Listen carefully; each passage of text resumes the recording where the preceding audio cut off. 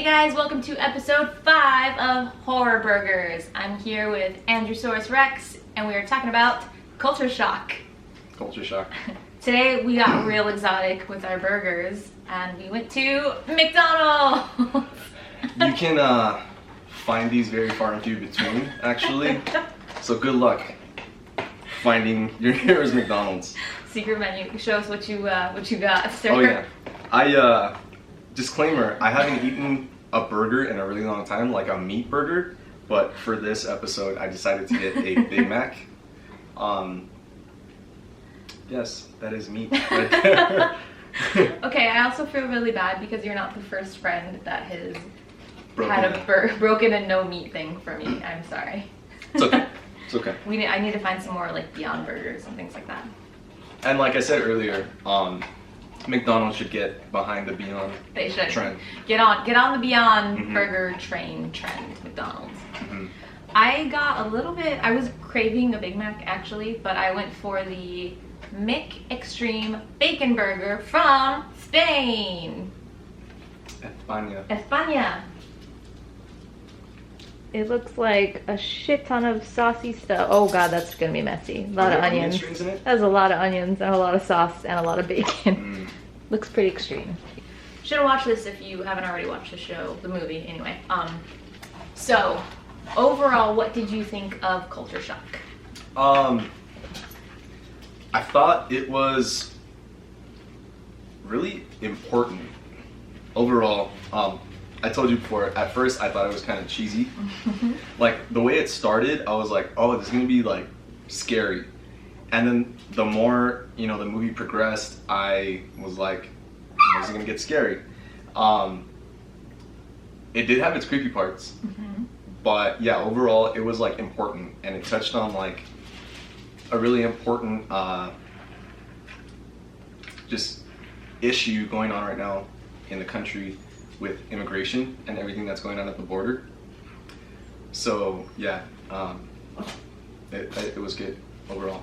I'm really glad that you used the word important because that's absolutely how I felt about it. I mean, it was entertaining, It was fun, there were creepy parts, and there are parts where you're like, fuck yes, or like, fuck no. But, the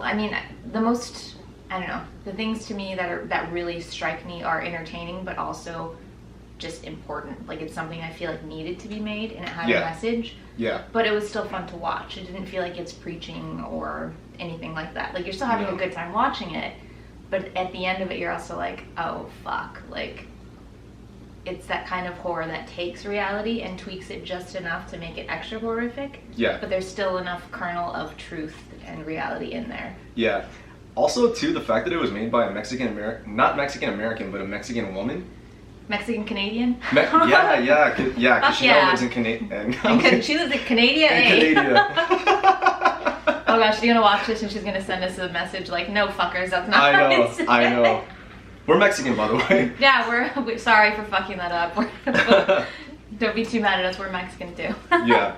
Also, I don't know if this is weird, like to hear from a stranger, to say to a stranger. I am so fucking proud of Gigi Guerrero though. Like, so fucking proud of her. Like, she's like making fucking moves. Just her own company, Luchagore, and I just feel like she was like, I'm gonna build my own fucking door and make my way into the industry like on my own terms, which is so fucking badass. And then she gets called up by Blumhouse, like the kings of horror right now, to come and make Culture Shock, which is just so fucking cool. And she fucking nailed it. I did not watch the Gigante one yet on Shudder, but I'm really excited to see that. But yes, girl, I know you don't know me, but I'm so proud of you, and keep doing what you're doing. Yes, you're fucking awesome. Keep doing it. Do your thing. I was, or? Yeah. You're not. How are you gonna steal someone's fry like that? That's how I would steal fry though. I lean over to you. I'm like, no. What is it? Marisol goes to visit this woman who runs like this group home for young women, and this woman, I didn't get her name. Did you get her name?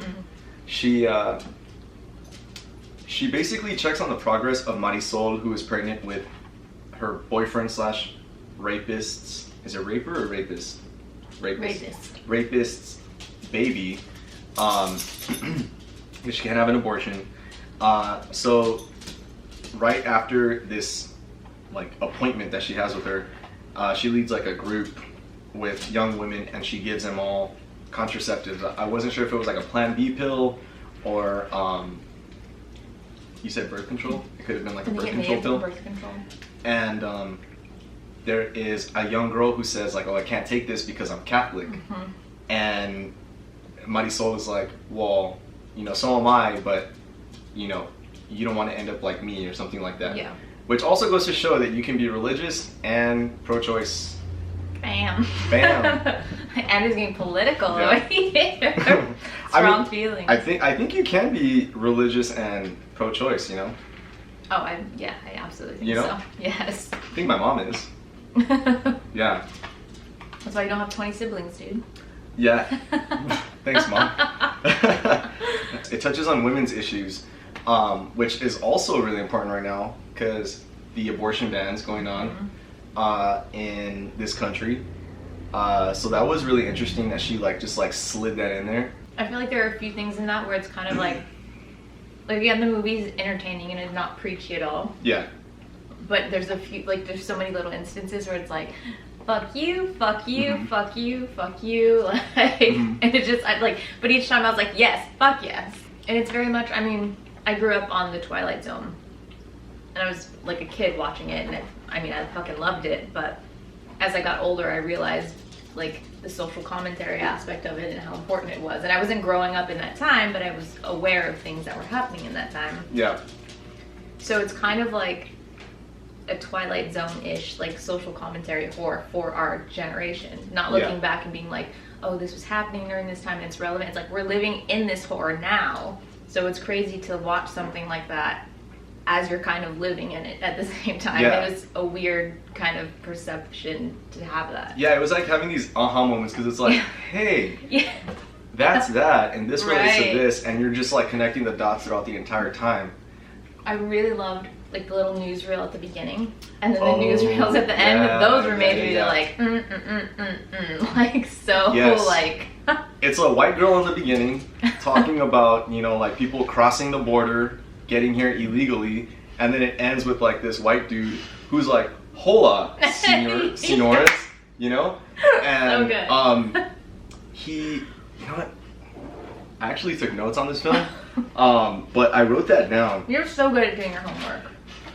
Thank you.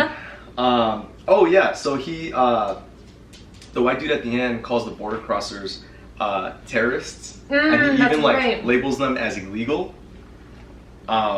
And I was like, yeah, a lot of people in the Senate are saying that right now. Yeah. They're very much all of their word choices and everything were very much straight up pulled from. It wasn't accidental. Articles. No, it was very everything intentional. Was so perfectly intentional. Yeah. Where you're just oh fuck, they actually did that. That's amazing. Yeah. How do you think that the title ties into the movie overall? I thought it was an amazing title. Mm-hmm. And then there's that scene where she's she first arrives in this kind of Stepford, Pleasantville, Stepford-y kind of thing, and it's settling in, and it's she doesn't know how the fuck she got there. Last thing she knows is she was at the border, about to be detained. Yeah. And then she wakes up looking like a Stepford wife, and everything's pleasant and perfect. Mm-hmm. And she's having a talk with the mayor or whatever kind of guy that runs the city, the white dude that runs the city. Yeah. Of all Mexicans. And he's like, oh, you're just she's she's the only person though that seems to be questioning what the fuck is going on. Everyone else is programmed robotically. Yeah. She's the only person that at first, even an instant, questions this is kind of fucking weird. Yeah. And he explains to her oh, it's what's called culture shock. That's it. Yeah. I think also just the fact that everybody is so Stepfordian in the way that they move and the way that they dress, and they're just very cookie cutter, and the way that they're dressed and how everything is just so pristine and nice. I think it ties into what people Latinos especially who come, or not just Latinos, but for the sake of what the movie is about, Latinos who come over here with this idea of what the American dream is and how great their life is going to be, until they actually get here. And it's no, it's not what you thought. Yeah. And yeah, I just definitely was culture shock that she was experiencing. How about Betty, who looked like Joan Cusack when she was in when she was in the Addams Family. Addams Family, like Malibu Barbie. Yeah, Betty, how she wouldn't leave she wouldn't give her the baby. Yeah, which was like already like, hi, something's. I mean, we as the audience know this is a weird situation because the shift doesn't happen until like 36 minutes into the movie. Yeah. And then like it's all takes place in reality, and then like 36 minutes in, you have like this we're not in Kansas anymore kind of moment. So the audience knows that it's fucking not right. But Marisol's not allowed to touch the baby, so that's instantly like, why would you not? That to me was like, this is alluding to the separation of families at the border. Yes. And, you know, yeah, she couldn't touch her baby for nothing. Like, she's like, give me my baby. She's like, no. You know, she like wanted to keep her away. Betty's a white lady, by the way.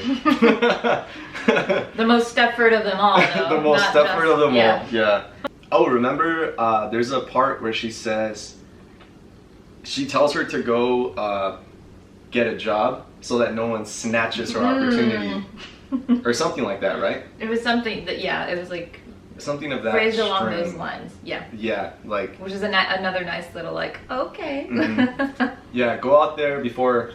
somebody snatches up your opportunity. My favorite, like, Stepfordian character was Santo Cristobal. Oh, I know. This dude is like a straight up murderer in the beginning, like tattoos everywhere. No one wants to talk to him or go near him. And then you see him in like this, like, what's the town called? Cape Joy? Cape Joy. You see him in Cape Joy wearing pastel sweater vests, and he's like, hi, how's it going? And, like, no tattoos. Very Carlton, like. Yeah, like super Carlton. He was like the nerdiest of all of them, like his mannerisms and everything. Like he was like awkward and nerdy as fuck. Yeah. That guy did a really good job actually of playing like, I'm a badass like killer, and then I'm a weird super to the max Carlton. Yeah. I agree.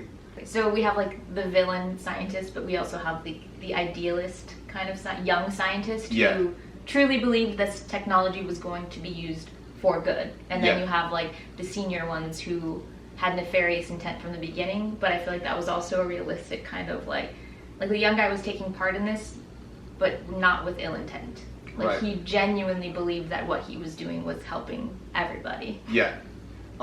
Which, I mean, in the end too, he helps her escape. Yeah, once he realizes like this isn't what I thought it was, he takes the hit and decides to actually help. I think too that can tie to like white privilege. Yeah, absolutely. I feel like and, that like, was his using your privilege for the greater good. Yes. You know, and especially because he's a guy, a white dude, who can make a difference. He made the difference by, you know, like setting her and everybody else that was in this facility, you know, setting them free and letting them go. Yeah. It had like very like this movie was kind of a mashup of it was. Definitely the social commentary, so all of this relevant stuff. But then as far as like the sci-fi horror elements, it was very like Matrix meets Stepford Wives, meets Twilight Zone, meets something else. There was something in Pleasantville. Yeah. I had another one, I don't remember what it was. When Marisol is at the dinner for 4th of July, and the girl's like, would you like some dessert? It's like, this is the best dessert that we have. And she's like, no thank you. And she's like, would you like some dessert? It's the best dessert we have. Almost like a robot. And then she's like, yo no quiero postres. And then she's like, I wrote it down right here. She's As he's watching it, he literally texted me this line. And I was like, please, just say that all the time. Yo no quiero postres. Like when you've had enough Yell it with feeling. Yell it with feeling. Yo no quiero postres. Like when you've had enough of someone's shit, you should. That's just gonna be it. When you're that's like, it from now on. I don't ever get that mad though. So. Yeah, you're like very like evenly like healed. Yeah, I don't get mad. Maybe when I'm frustrated about something, I could just be like, traffic's killing me. Yo no quiero postres. I'm gonna want to frustrate you just so I can hear you say it from now on. Or you know what? I'll take a soundbite from this, and that's gonna be the ringtone. Like when you call me or text me, it's gonna do that in your voice. And I'll sell that on the website. 99 cents a download for. For Andrew Saurus. For Andrew Saurus. You can also find me on Venmo. But yeah, and then remember she starts naming like arroz con leche, pinche flan, and then she says pan dulce or something, and then the girl starts like spazzing totally out. malfunctioning. Yeah, like totally malfunctioning, and I think that too is culture shock, because like when people who are not used to there being like a lot of one culture in one space, you know, they get like overwhelmed and they might, you know, malfunction. I don't know. But also, what is it? Going back to what we were saying about when Marisol finds her way into like that Matrix area, like that Matrix realm where it's like real life, and everybody's hooked up to these tubes, and everything that everybody is eating and force feeding themselves at the 4th of July dinner is going down to the people in real life that are hooked up to these machines. I saw that as like how people who come here for a better life are kind of like forced to assimilate to American culture.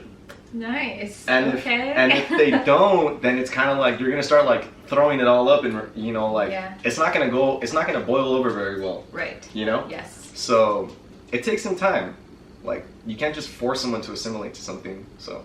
That's why I knew you were the perfect fucking one to have on for this, because I was like, this is your fucking jam. Like, horror might not be your jam, but politics and just like, what is it, like what it's in relation to. I'm like, yes, you. Yeah, I do like horror. Okay. HorrorSaurus. Oh, there you go. Spin off. Yeah, I know. Andrew Horace. That sounds like you're a horse. I just pictured you like a centaur. Maybe that'll be my Halloween costume. Oh my God. I never really get into Halloween, but this year you just gave me an idea. What the fuck are you, a centaur? I'm an Andrew Horse. Yeah, there you go. I like it. So Marisol was definitely the final girl. Ultimate final girl. Ultimate final girl, because she gets back at her rapist, like with the ultimate fuck you. Yes. By strangling his ass with those cords that, you know, were used to like force feed everybody. Which were, okay, so those cords were essentially sustaining them, keeping their bodies alive. Yeah. And then she ends up killing him with the very thing that was keeping him alive, which was a nice little like, also. Yeah.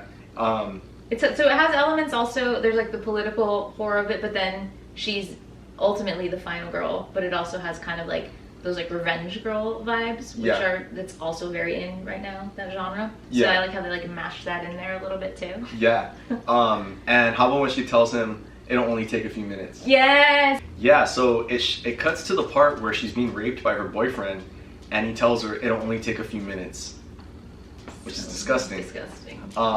And then at the end, he sees her getting ready to leave this like facility, almost like that was almost like the detention centers where people are being held. And what is it?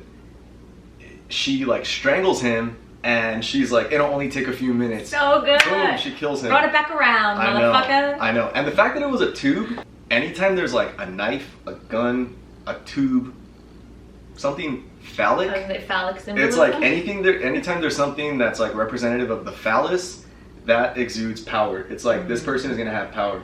So the fact that she killed him with the tube, long ass phallus, like she killed him with that. And then what is it?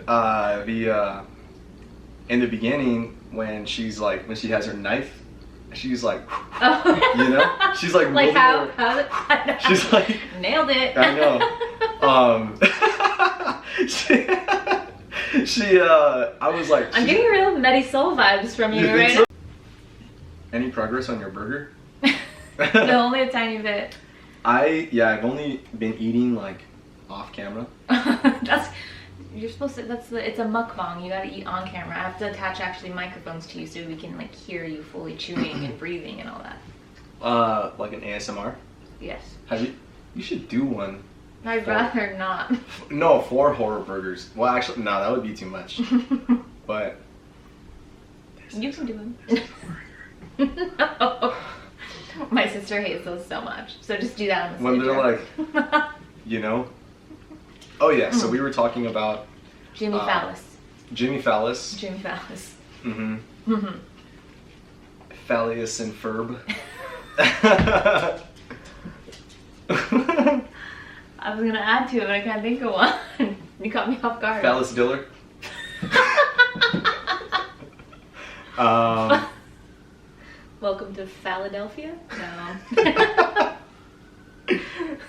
Philly cheese sandwich. Oh. Well, that Hold the too. Philly. That too. A Philly cheese is a phallic sandwich. a phallic sandwich. You're a phallic sandwich. Nobody's called me that in years. So yeah, we were talking about phalluses and the way that they represent power.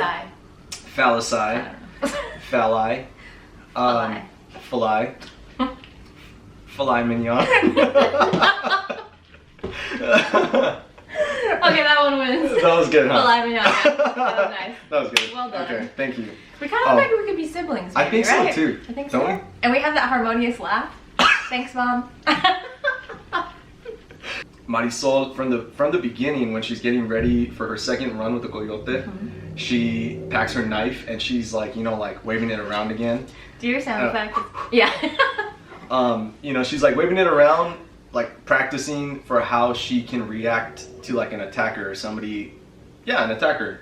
I was gonna try like another term. I'm just gonna end at attacker. Okay. Solid choice. Okay. And so you see it with the knife, you see it with the tube. Also, Santo, he kills the dude with a freaking baton. Or remember? Which dude? So, he kills some guy with like he shoves a baton down his throat. Oh God. He like yeah. makes him deep throated. Yes, that was like, a nice kill scene. Yeah. Yeah. There's not a lot of kill scenes in this, but they like really were like, you know what? We got one kill scene. Make it fucking like epic. Like, Yeah. Yeah. That was disgusting. It was. So Also phallic, yeah. Also White, very white phallic.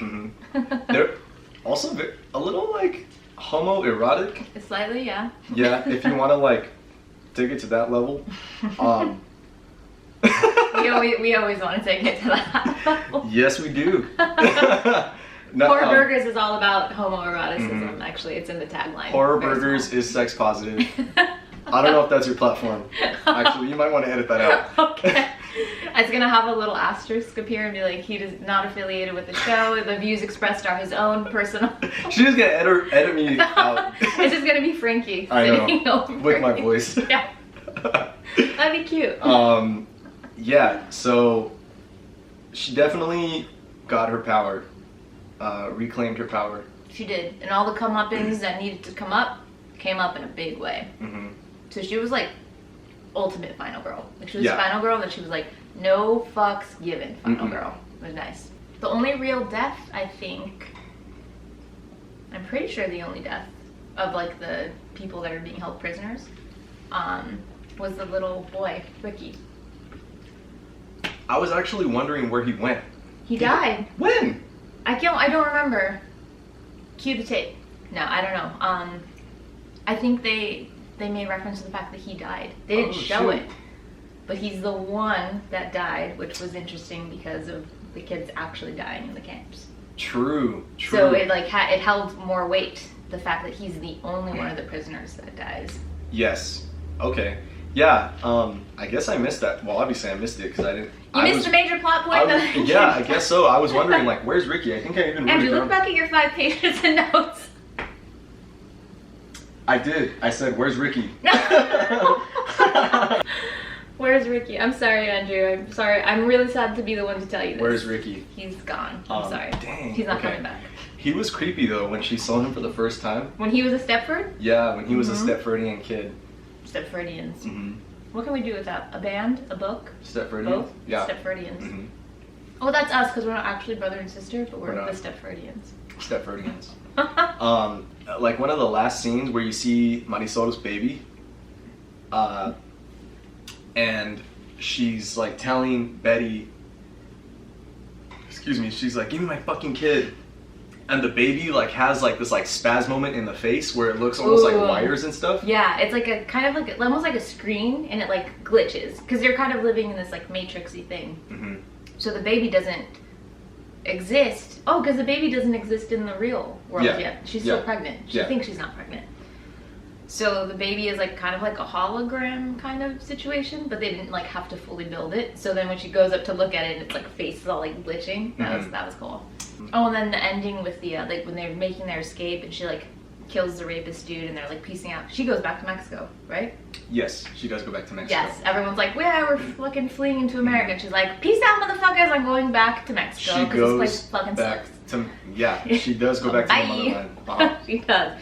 And as the fireworks are exploding over her, and then there was that scene, it's like alluding back to a scene earlier when they're prepping for 4th of July, and like the mayor guy is like, oh, have you ever seen fireworks? Oh yeah. So she's like that, and like the closing scene is like she's like fucking has like defeated everything. She has her baby. She's like, I'm going the fuck back home, and then like the promised land. She has her own fireworks. Yeah. Spectacular. Yes. In her honor. Spectacular, spectacular. Mm-hmm.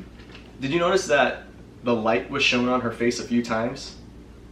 The light was shown? There was like light on her face. So like in the beginning, there's light on her face when she's hiding, and then there's another scene when she first meets Ricky, and because he's from Guatemala, and she introduces herself because she's like, are you here by yourself? Mm-hmm. He's like, yes. And she's all, I'm here by myself too. We could be here together. And they shake hands, and then the camera just like closes in on her face, and there's light on her. Mm. And then like there was another time when there was light on her again, and I was like, this woman is gonna be like the savior. Yes. And she's gonna be like this like glorious goddess, which she was. She was. She is. She was a savior. She was absolutely the savior. Yeah. She was Mexican Jesus. There you go. Jesus is a woman. Jesus is a woman. You were such a good film student, by the way. Like, I'm like, I should have taken notes. I watched this a couple weeks ago too. Yeah, she like let me know like, hey, do you want to be on an episode of HorrorBurgers? I was like, yeah. And I did this stuff when I was in college. Sat in on film screenings, took notes for like major points, themes, all that stuff. So I am using my degree after all. You are. Yeah. We're gonna make it after exactly. all. Throw it in the air, something. Your notebook. No, those are portraits. Oh yeah. Wait, I have to freeze frame it. I know. I don't have those editing capabilities, so I'm gonna need you to just fake it. Well, are you ready for your grade then? Yes. C-. Okay. C's get degrees. No. A+. Oh, you should have argued that. No. Haven't you seen Clueless? You can argue your way from a C. Oh yes, honey. I couldn't be prouder if they were based on real grades. Yeah. I came out. I mean, I said I came. I came out. Not a 95. Wow. All right. What is your rating for Culture Shock? Out of how many stars? It's actually I have burgers. Hi Andrew, have you ever watched the show before? Nice to meet you. This is called HorrorBurgers. Hi. You know what? I've actually. Culture Shock. What's your rating? 4.5 burgers. Wait, this time you know what the rating system is, and yes. Okay. 4.5 burgers. Yes. Mm-hmm. Why is it missing half a burger? I did expect it to be scarier and for things to like jump out at me, like I said in the beginning. Okay. But overall, like the message that it had, I thought it was really good. Very in tune with what's going on in our country, which yeah, I like that. All right. Yeah. I'm here for it. I'm giving this one 5 HorrorBurgers. But I just feel like you really nailed it when you said that it was an important piece, and I absolutely felt that way the entire time I was watching it. I was entertained, I was having fun with it. I was also kind of like, okay, let's see where this is going. So I didn't guess the plot entirely. Like I wasn't guessing the whole Matrix-y kind of setup. Like that's not necessarily where I thought the setup was going to be. So I was entertained, I was curious about it, and I just felt like it had an important message at the end, which is 5 for me, for sure. Definitely. And that was such a badass final girl. Oh yeah, really, absolutely. Yeah. She gets like a whole burger on her own. Okay. Okay. Yeah. Alright, what would you rate your burger? You know what? I give this Big Mac a 5 because wow. The gourmet palate here. I know. Again, very hard to find at McDonald's. Very few, far and few between. No, yeah, I haven't had a Big Mac in a while, and the fact that I can't remember the last time I ate beef. Oh gosh, I'm sorry. But I mean, I know that this isn't like real beef or like Everyone's screaming at the screen. You still haven't had beef. That's just not beef. I know. So maybe I I get a little bit of a pass. But yeah, it was good. Right amount of mac sauce. Okay. So that ratio on point. It was. What about your burger? I really wanted a Big Mac, and I have like burger envy right now. It wasn't bad. I'm gonna give it 2, which is pretty low for me. I really fucking love burgers. It wasn't disgusting by any means, but holy fuck, it was saucy. Yeah. I'm just not like a drench my food in sauce kind of girl. Like it was.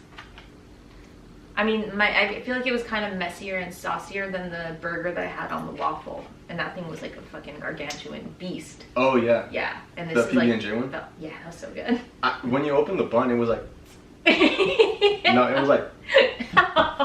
Wait, it was like. You need an ASMR channel. I'm setting you up with one. It was like when you go. That's what the bun did with the. Gross. Which I think is why I had like 3 bites of it, because I was already like I was already put off by it. I never should have opened it up to hear that little snackaroo sound. Like, yeah, it wasn't bad. Do you want to take a bite after that? I'm good, thank you. Hard pass. Thanks. Thank you. I ate a lot of my fries though. So I had no fries. Wow. Yeah. Well, actually, I have one. Oh. False. But